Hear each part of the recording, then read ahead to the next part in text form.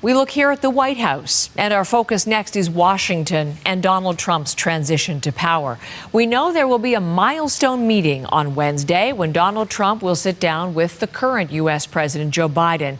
When he was president, Trump didn't meet with Biden after the election. He refused to concede, and he remains under indictment for allegedly trying to use the powers of his presidency to remain in the White House. Richard Madden covering things for us from our bureau in Washington. Donald Trump, Richard, we know he's filling in his administration, naming the person who will carry out one of his key campaign promises, the person who will round up and lead the deportation of millions of undocumented migrants. Tell us about who he is and what he's going to do.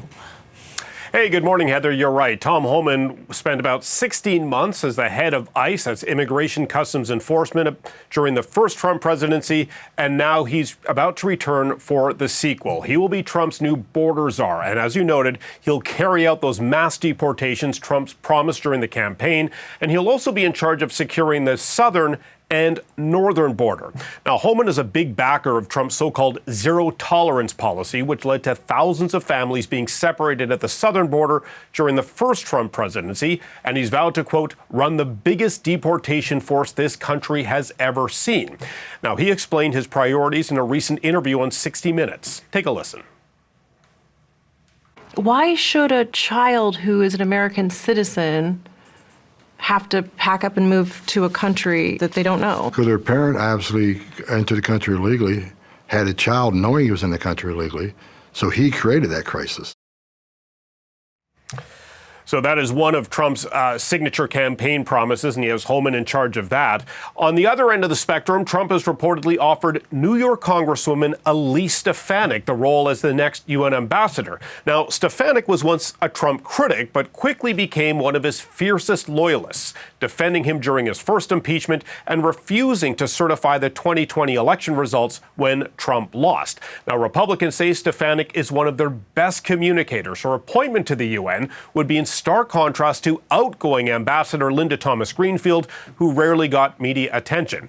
Now, other big names to keep your eye on here that are being floated: North Dakota Governor Doug Burgum to energy, Republican Senators Marco Rubio to Secretary of State, tech mogul Elon Musk to oversee government spending cuts, and of course, vaccine skeptic Robert F. Kennedy Jr.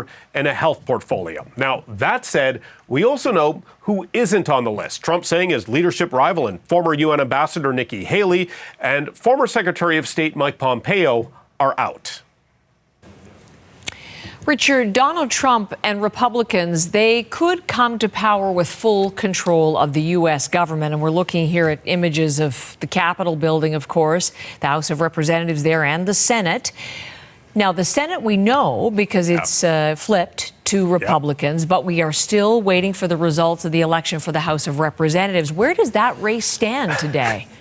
Yeah, can you believe it, Heather? They're still counting votes in some of the western states, which is a painfully slower process compared to other regions, but Republicans appear on track to regain control, or to win rather, control of the House. As you noted, they've already won the Senate. So this would give Trump clear sailing on Capitol Hill to push through his aggressive agenda. No roadblocks to all his appointments, including cabinet, ambassadors, even Supreme Court judges. Now, it's worth noting just how quickly Trump is moving to fill his inner circle. He's even calling on Congress to work through break weeks to get his team in place. So if you compare that to his first term that was marred by chaos, dysfunction, and slow assembly of his inner circle, this time Trump knows his way around the system and is moving fast. And as you noted, on Wednesday, he'll meet with President Biden at the Oval Office as part of the formal transition. And I suspect we'll hear more names being floated for his inner circle before then. Richard, thank you so very much. Richard Madden in Washington this morning.